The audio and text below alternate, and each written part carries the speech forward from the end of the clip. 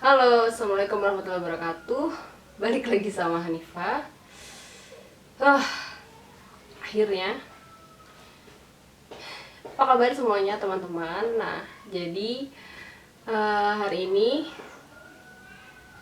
aku lagi ada di rumah, obviously. Seperti mungkin mudah-mudahan ya, kalian semua juga lagi pada ada di rumah. Yang mahasiswa, yang kerja misalnya di rumah, yang ibu rumah tangga apalagi. I don't know, ada gak sih ibu rumah tangga yang nonton gue?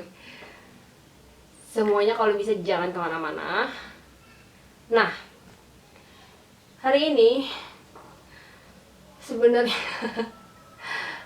sebenarnya aku pengen kayak cerita aja sedikit sih ya, karena ada beberapa hal yang seperti kalian juga tahu ya, dengan adanya pandemi coronavirus atau penyakitnya COVID-19 yang menyebar ke seluruh dunia. Kita bisa lihat kalau ada banyak banget berita yang beredar, dan aku sebagai orang yang lulusan dari Fakultas Kesehatan Masyarakat, walaupun aku program studinya bukan Kesmas tapi Gizi, jadi gelar aku SGZ atau sarjana gizi, aku ngerasa banyak banget info yang beredar yang itu tuh kayak sebenarnya nggak salah tapi borderline hoax gitu. Kalian tahu lah ya itu maksudnya apa. Nah, jadi yang pertama, kita harus waspada tapi jangan panik. Bedanya antara waspada sama panik itu sebenarnya apa sih? Kadang-kadang kita bingung juga ya, apalagi dengan info-info yang sebenarnya bukan hoax, bukan berita bohong, bukan berita palsu, tapi dia kayak misleading atau ngarahin kita ke sesuatu yang sebenarnya nggak bener. Kayak misalnya yang pertama, yang berhubungan sama gizi, yaitu soal ramuan herbal antivirus corona. Ada yang pernah denger? Ada yang bilang kayak ramuan pon-pon itu kayak jamu yang emang udah ada dari dulu-dulu mungkin ya. Terus juga apalah pokoknya kayak yang campur antara jahe, serai sama kunyit ya. Itu yang pas kayaknya bulan pertengahan Maret ya, pas ada berita soal itu yang katanya dari dosen Universitas Erlangga, kalau itu bisa efektif terhadap melawan coronavirus. Padahal sebenarnya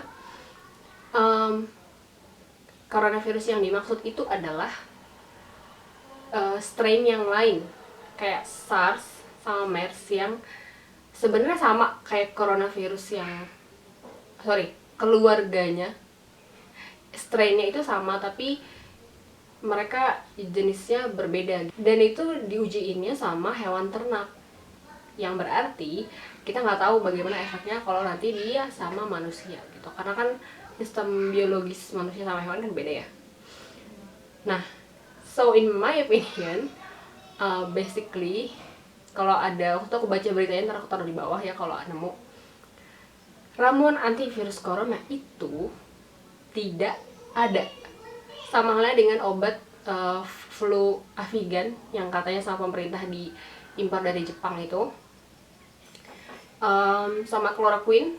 Yes, Avigan, chloroquine itu as far as I know ya, sepengetahuan aku dengan hasil diskusi sama teman-teman FKM dan juga kenalan sama teman-teman aku yang kerja, ada yang kerja di Kemenkes, ada yang orang epidemiologi,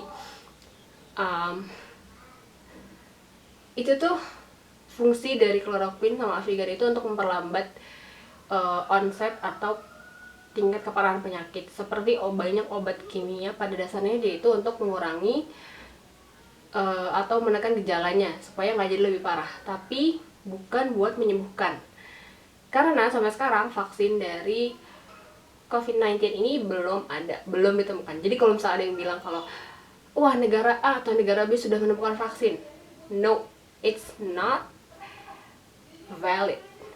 Setidaknya sampai sekarang pada saat video ini dibuat ya, Itu tuh nggak benar sama sekali teman-teman, karena bikin vaksin itu tidak semudah itu.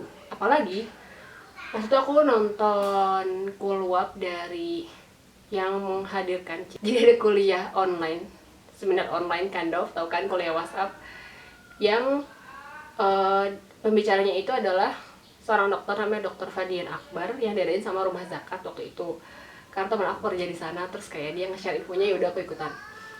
Jadi pada dasarnya dengan semua info yang udah beredar tentang COVID-19 ini, masih ada hal-hal yang dokter sendiri pun, dokter peneliti medis dan teman-temannya lah ya, itu mereka belum tahu pasti gitu loh.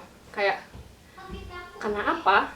Karena penyakit ini memang baru, sangat baru ya kan. Outbreaknya itu pertama kali di Wuhan, Cina, baru Desember 2019 gitu. Dan sejauh yang kita tahu memang bisa sembuh sendiri. Oh ya, right. Pada dasarnya coronavirus itu kan virus ya, jadi dia itu memang bener bisa sembuh sendiri, tapi dengan orang yang kondisi badan itu sehat, kondisi badannya itu fit. Sementara kalau misalnya nih kalian nih, misalnya anak muda ya, yang bilang kayak, oh nggak apa-apa kok, kayak gue masih muda, gue ngerasa sehat, gue nggak apa-apa kok, kalau kena juga gue bakal mati, kalaupun kena juga nggak bakal mati. Iya mungkin sih, mungkin aja nggak bakal mati, tapi lo bakal bisa nularin ke bapak lo, ibu lo, adik lo, nenek lo, orang-orang yang ada di sekitar kalian. Jadi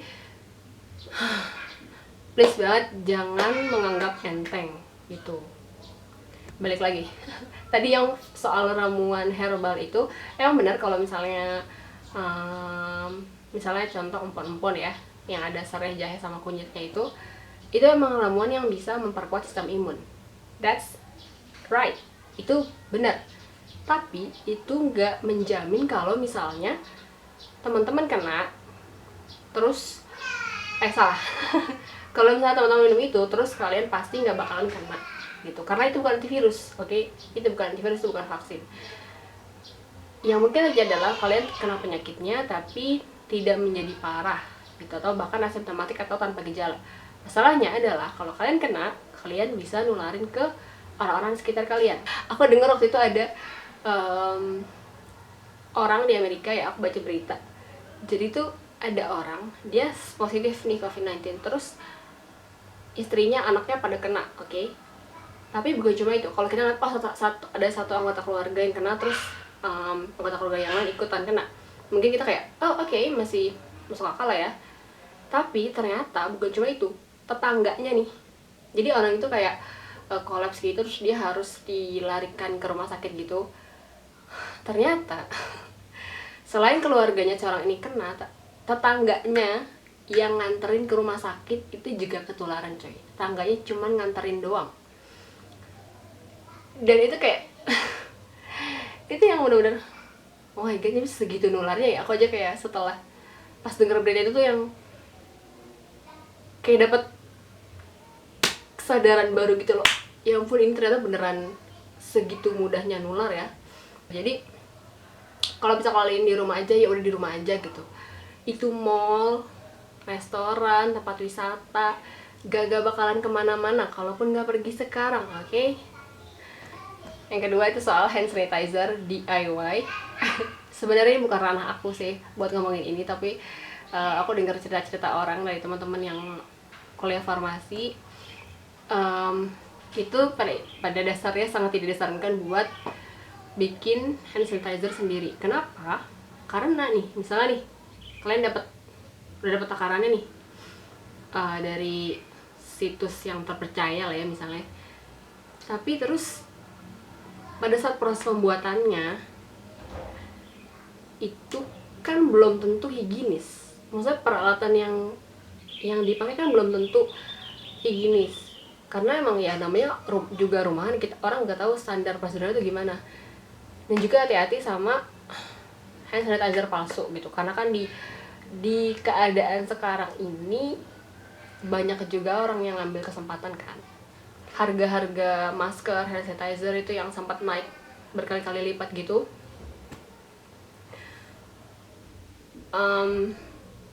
Jadi Kalau emang nggak bisa nemu yang mereknya terpercaya gitu ya, yang udah biasa ada hand sanitizer, mending gak usah beli, mendingan lu cuci tangan aja pas habis keluar rumah, cuci tangan. Terus yang ketiga, keempat, I don't know, jangan nyebarin info kalau misalnya kalian belum yakin infonya itu benar apa salah. Oke, jangan menyebarkan info kalau misalnya teman-teman nggak tahu ini benar gak sih, ini hoax atau bukan gitu. Apalagi teman-teman yang kuliah, apalagi lo anak FKM ya, anak FKM atau kuliah di bidang kesehatan lah ya, apapun itu, keperawatan, kedokteran gigi, farmasi. Lebih bijak melihat informasi dan jangan gampang percaya. Gunakan ilmu yang kalian punya untuk ngasih tahu sama teman-teman dan keluarga. Buat berhati-hati juga karena banyak banget hoax yang beredar. Stay safe dan